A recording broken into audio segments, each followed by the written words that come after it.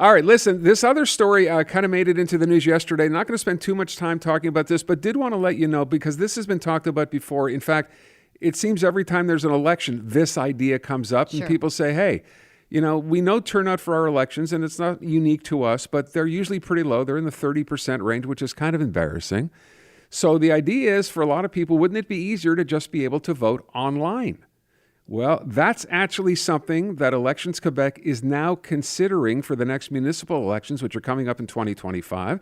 We wanted to find out more. Eric Perron is CEO of EVA or EVA Technologies. He's also a cybersecurity professor at HEC and is on the line right now. Monsieur Perron, thanks for being here.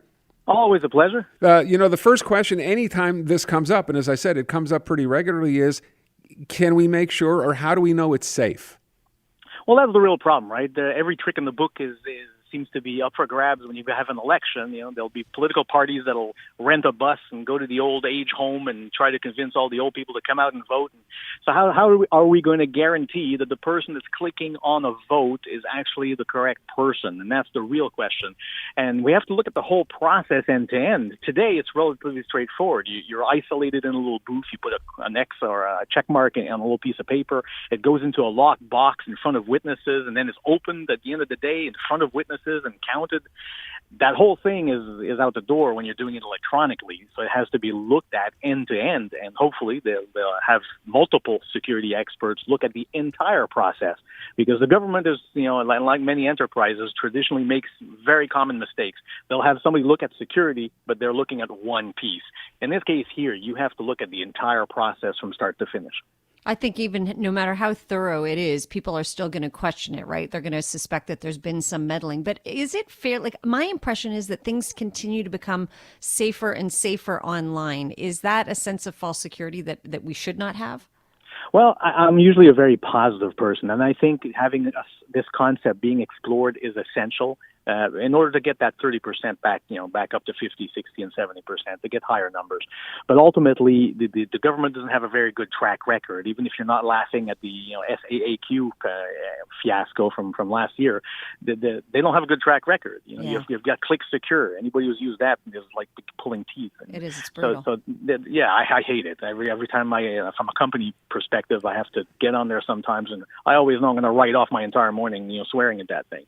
So, you got the Phoenix pay system. People still aren't being paid or paid all wrong. So once again, if they're giving it to large enterprises to put something together, you would think it would deliver a quality product, but that's not what we've experienced in the past. So, I would support the project if I knew that it was qualified people that are processing or doing the whole thing end to end. And that includes the architecture, includes the entire design, includes the security review, includes everything. And unfortunately, so far, we haven't seen that, right? We don't really have that many success stories to rely on. You're also not pointing to much. I mean, I realize it's not till 2025. That's still roughly a year away. Are you not at least hopeful that between now and then we can get to that point?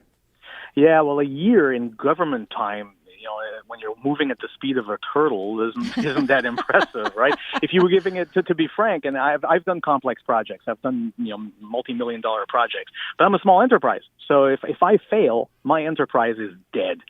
So when you give it to large enterprises, if it doesn't go that good, it's not the end of the world, right? So a year, a small enterprise can make a miracle in a year.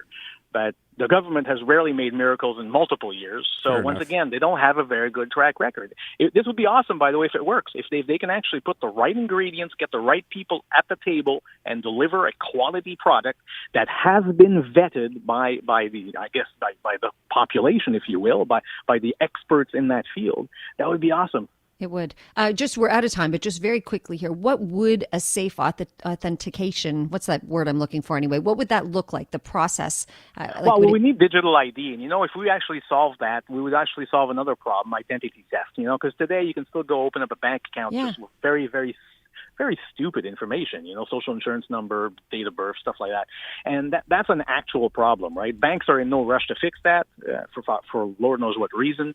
But if we were to address that, we would actually kill two birds with one stone, because we would have digital ID and then we would solve the problem, or at least reduce the occurrences of identity theft at the same time. Yeah, indeed.